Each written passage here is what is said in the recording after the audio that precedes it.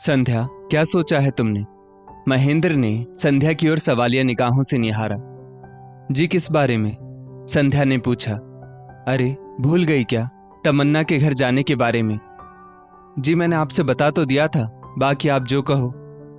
मैं सोच रहा हूं कि तुमने बिल्कुल ठीक सोचा है, क्योंकि किसी की औकात के चक्कर में हम अपनी औकात नहीं बिगाड़ सकते। चलिए मिलवाते हैं आपको संध्या और महेंद्र से कि वो लोग किस विषय पर चर्चा कर रहे थे। महेंद्र और तमन्ना दोनों भाई बहन, उन्होंने मध्यम वर्गीय परिवार में जन्म लिया। माता पिता दोनों ही भगवान को प्यारे हो चुके थे। जहां महेंद्र की शादी संध्या के साथ हुई, वहीं तमन्ना बहुत ही अमीर परिवार में ब्याह कर चली गई। धनवान परिवार में ब्याह कर जाने पर तमन्ना के ऊपर माया का कुछ ऐसा रंग चढ़ा कि उसके भाई भाभी भी उसको अपने सामने बहुत ओछे नजर आने लगे।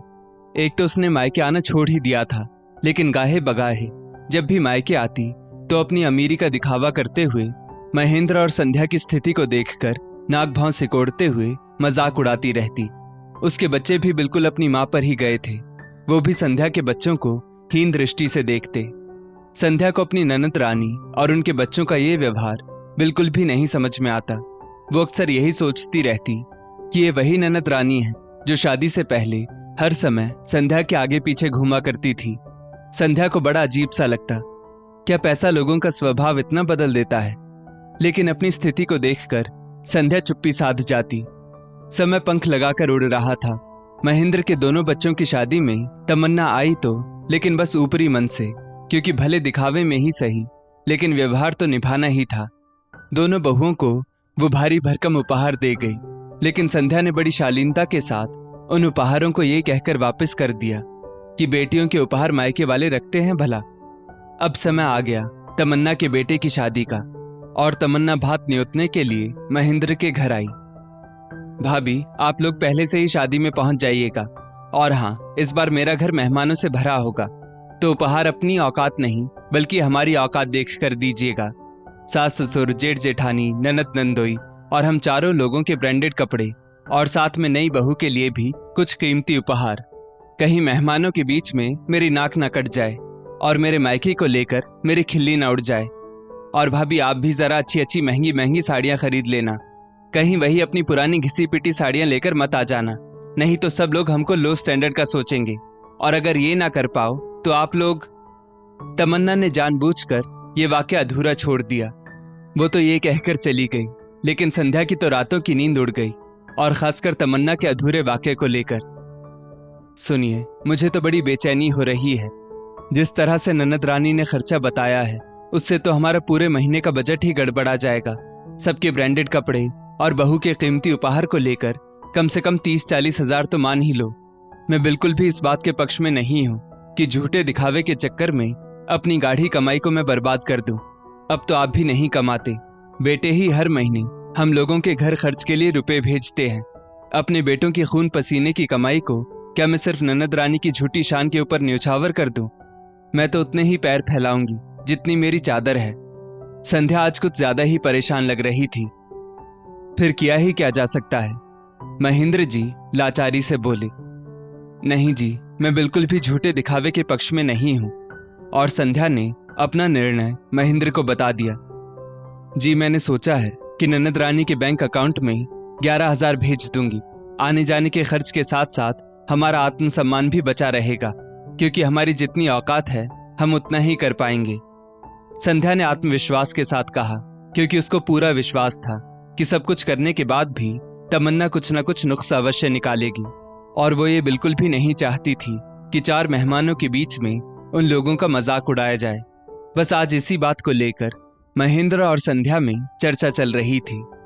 महेंद्र ने तमन्ना के अकाउंट में 11,000 रुपए ट्रांसफर कर दिए, और संध्या ने तमन्ना को मोबाइल पर मैसेज कर दिया कि ननद रानी, बस हम लोगों की इतनी ही औकात थी, इसीलिए हम आपके कहे अनुसार आप लोगों के पास आपकी शान बचाने के लिए पहुंच नहीं पा रहे हैं। आशा है कि आप हम लोगों को क्षमा कर देंगी। आज संध्या के दिलो दिमाग से इतने दिनों का तनाव समाप्त हो गया था, क्योंकि उसने अपने इस फैसले से अपना और अपने परिवार का आत्मसम्मान बचा लिया था। उसने बहुत दिनों बाद एक ठंडी सी इत्मीनान वाली सांस ली, और फिर उसके चेहरे पर एक प्यारी सी मुस्कान तैर गई। इधर तमन्ना के घर पर उसके बेटे की शादी की तैयारियां जोर शोर से चल रही थी। पूरा घर मेहमानों से भरा हुआ था। हर तरफ हलचल सी मची हुई थी। लगभग दूर दराज के सभी मेहमान आ चुके थे। खानदान में इस पीढ़ी की पहली शादी थी, तो सभी मेहमानों को खास तौर पर आमंत्रित करके बुलाया गया था और सबके सब खुशी खुशी आए भी थे। लेकिन तमन्ना की निगाहें बार बार दरवाजे पर उठ जाती, क्योंकि वो अपने भैया भाभी का इंतजार कर रही थी। तभी सासू माँ ने पूछा, तमन्ना बेटा, सिलपोहन की रस्म के बाद पियरी पहनाने की रस्म होगी और तुम्हारे भैया भाभी तो अभी तक भी आए नहीं हैं, और जब तक पियरी नहीं पहन ली जाती तो उस रस्म के बाद वाली रस्में कैसे संभव हो पाएंगी। पियरी तो मायके से ही भैया भाभी लेकर आते हैं। तभी तमन्ना के मोबाइल में मैसेज टोन बज उठी और तमन्ना ने अपनी भाभी का मैसेज देखा। उसने झट से मैसेज खोलकर देखा। ये क्या लिखा है भाभी ने कि वो लोग आ नहीं रहे हैं उसके बेटे की शादी में।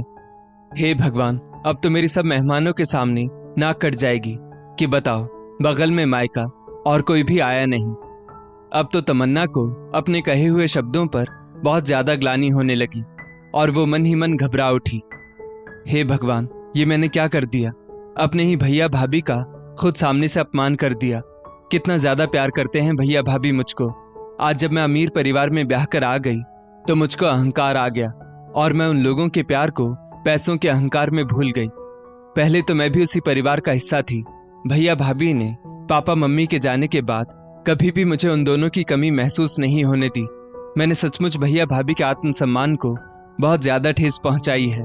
मुझे अपनी गलती को जरूर स्वीकार करना होगा। पता नहीं भाभी मुझको माफ करेंगी भी या नहीं, लेकिन मैं अपनी गलती को सुधारने की कोशिश जरूर करूंगी। तमन्ना की आंखें आत्मग्लानि से डबडबा आई। मम्मी जी, मुझको काम की आपाधापी में बिल्कुल भी याद नहीं रहा। मेरा दर्जी की दुकान पर कुछ जरूरी सामान रह गया है, बस मैं उसे लेकर थोड़ी ही देर में आई। तमन्ना फटाफट अपनी सास के पास जाकर बोली, ठीक है तमन्ना बेटा, लेकिन जल्दी आना, कहीं पीछे से तुम्हारे भैया भाभी ना आ जाए और उनको तुम्हारा इंतजार करना पड़े, क्योंकि पंडित जी भी सिलपोहन की रस्म के लिए आ ही चुके हैं। सासुमा बड़े प्यार से बोली, जी मम्मी जी, मैं बस अभी गई और अभी आई, आप चिंता ना कीजिए, मैं बहुत जल्दी ही आऊंगी। और तमन्ना फटाक से गाड़ी में बैठकर चल पड़ी अपने मायके की ओर, क्योंकि उसे अपने रूठे भाई भाभी को जो मनाना था। प्लीज भाभी, मुझको माफ कर दीजिए। सचमुच मुझसे बहुत बड़ी गलती हो गई। औकात तो मैं अपनी भूल गई थी। जिस घर में पली बढ़ी उसी घर वालों को नीचा दिखाने का सोचने लगी। मुझे कुछ नहीं चाहिए, प्लीज भाभी, कुछ नहीं। बस आप मेरा सम्मान बचाने के लिए मेरे घर आ जाइए। आप सिर्फ बेटे बहू को अपना आशीर्वाद दे दीजिएगा, यही हमारे लिए बहुत हो जाएगा।